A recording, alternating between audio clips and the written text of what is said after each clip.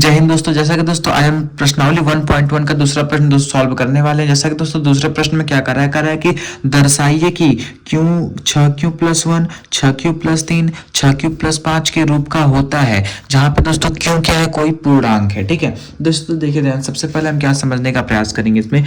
यदि दोस्तों आपको कभी भी ऐसा प्रश्न देखने को मिले, सबसे पहले दोस्तों आप बी को, यहाँ पे जो भी नंबर 6 दिया है, 6 दिया है, 6 दिया है, तो आपको हमेशा b के जगह 6 ही लेना होगा। क्योंकि दोस्तों ध्यान से देखिएगा, यूक्लिड ने एक फार्मूला दिया था, b बराबर a बराबर क्या होता है, b गुणे q प्लस में r होता है। क्या होता है? r होता है। तो ध्यान से देखिएगा, ये कुछ इस तरीके का नहीं दिख रहा है, 6 गुणे q प्लस 1, यानी 6q+1 6q+3 6q+5, इस तरीके से दिख रहा है कि नहीं दिख रहा है। यानी दोस्तों ये जो 6 है ना, ये आपका b है, ये तो q है, ये जो 5 है ये आपका r है। क्या है? r। तो 6 bq+r के रूप का दिख रहा है। ठीक है, यानी दोस्तों यहाँ पे अगर आपको 4q+1 दे दे तो आपको b के जगह क्या लेना है? 4 लेना है। मान लो 7q+1 दे दे तो b के जगह क्या लेना है? 7 लेना है। मान लो 12q+11 दे दे तो b के जगह क्या लेना है दोस्तों? आपको 12 ही लेना है। यानी जो q से सटा होगा वो b का मान होगा। तो b बराबर आप कितना लोगे? 12 लोगे। ठीक है, समझ में आ गया।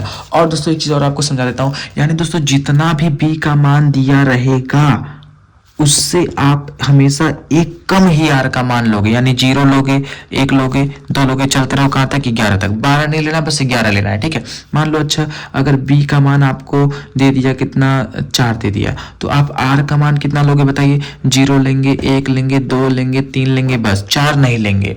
हमेशा जितना b है उससे हमेशा एक कम लेना है। ठीक है, क्योंकि दोस्तों जो शेषफल होता है ना, हमेशा जो भाजक से हमेशा क्या होता है दोस्तों? छोटा ही होता है। ठीक है, चलो अब हम एक चीज और देख लेते हैं। यहाँ पे मान लीजिए दोस्तों अगर हम इस तरीके से लिखा हुआ है 7q+4, इस तरीके से लिखा हुआ है। ठीक है, बताओ दोस्तों b का मान क्या है? बताइए फटाक से। शाबाश, b का मान 7 है। r का मान कितना ले सकते हो आप इसमें? बताइए फटाक से।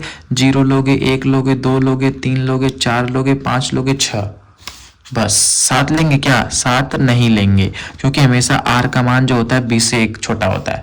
तो यानी हम बस 6 तक जाएंगे, 7 तक नहीं जाएंगे। अगर दोस्तों आपको ये चीज़ समझ में आ गया है तो आपको तो सवाल एकदम चुटकी में आ जाएगा। ठीक है, जैसे दोस्तों दूसरा प्रश्न क्या कह रहा है, देखिए ध्यान से। कह रहा है कि 6q+1 6q+3 6q+5 के रूप का होता है, हमको दर्शा के दिखाइए। सबसे पहले आप क्या लिखेंगे यहाँ पे? देखिए ध्यान से, सबसे पहले लिखेंगे यूक्लिड के एल्गोरिथम के अनुसार। ठीक है, अपना लिख लीजिएगा। सबसे पहले में आप लिखेंगे माना a बराबर bq+r है। ठीक है, इस तरीके से है। और दोस्तों आप लोग को पता है कि दोस्तों आपको r बराबर कितना लेना है। ठीक है दोस्तों, यहाँ पे सबसे पहले लिखेंगे a, और यहाँ पे हम b बराबर कितना मान लेंगे दोस्तों? b बराबर दोस्तों हम मान लेंगे यहाँ पे 6। मान ली b बराबर 6। अब यहाँ पे दोस्तों लिखेंगे a बराबर b का मान माने 6, ये दोस्तों हमारा q है, प्लस यहाँ पे दोस्तों क्या है? r है। क्या है? r। दोस्तों बताइए हम r का मान कितना लेंगे? r बराबर लेंगे 0 लेंगे, 1 लेंगे, 2 लेंगे, 3 लेंगे, 4 लेंगे, 5 लेंगे, लेकिन 6 लेंगे क्या? नहीं, हमेशा उससे एक कम लेना है आपको। ठीक है, चलिए अब बताइए a बराबर, अब r का मान रखिए 6q+0। एक बार r का मान 0 रख देते हैं, फिर a बराबर 6q प्लस, अब r का मान 1 रखेंगे, फिर a बराबर 6q प्लस r का मान 2 रखेंगे, फिर a बराबर 6q प्लस r का मान 3 रखेंगे, फिर a बराबर 6q प्लस r का मान 4 रखेंगे, फिर a बराबर 6q प्लस r का मान 5 रखेंगे। r का मान 6 रखेंगे क्या? नहीं, यानी जितना इसमें r हमने क्या मान, जितना b का मान 6 दिया है तो r का मान हमेशा उससे एक कम होगा। ठीक है, हमने सब कुछ रख दिया। अब दोस्तों देखिए ध्यान से, ये 6q+1 6q+3 6q5 क्या दोस्तों? आपको विषम दिख रहा है। क्या दिख रहा है? विषम। देखिए ध्यान से, तो हम लिख देंगे यहाँ पे दोस्तों, देखिए 6q+0, ये अगर जोड़ोगे तो क्या आएगा दोस्तों? बताइए 6q आएगा। ठीक है, 6q में 0 जोड़ेंगे 6q ही तो आएगा। अब हम यहाँ ले देंगे अतः a बराबर कौन कौन सा सम? बताइए, 2 के पहाड़े में 2 आता है, जो संख्या 2 से कट जो सम से कहते हैं। बताइए ये सम है? हाँ। ये सम है? हाँ। 6q सम है? हाँ। लिख देंगे a बराबर 6q, 6q+2, 6 क्यों प्लस 4 क्या है, सम धन पूर्णांक है। क्या है, सम धन पूर्णांक है। ठीक है, चलिए और दूसरा ए बराबर क्या है, ये देखिए एक क्या है, विषम, एक 2 से कटेगा नहीं, 3 भी 2 से नहीं कटेगा, 5 भी 2 से नहीं कटेगा, यानी जो संख्या 2 से नहीं कटती विषम कहलाती है। तो यहाँ पे लिख देंगे ए बराबर 6 क्यों प्लस 1 कामा 6 क्यों प्लस 3 कामा 6 क्यों प्लस 5। क्या है बताइए ध्यान से, विषम धन पूर्णांक है। क्या है, विषम धन पूर्णांक। ठीक है, ये दोस्तों आपका क्या हो जाएगा, आंसर हो जाएगा।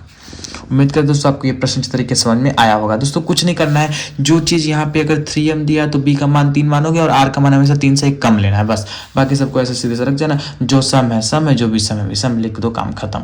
ठीक है, जैसा कि दोस्तों देखिए जो तीसरा प्रश्न क्या कर रहा है कि किसी परेड में 6 से 16 सदस्यों वाली एक सेना को दोस्तों बोलते हैं आर्मी की टुकड़ी को 32 सदस्यों वाले एक आर्मी बैंड के पीछे मार्च करना है।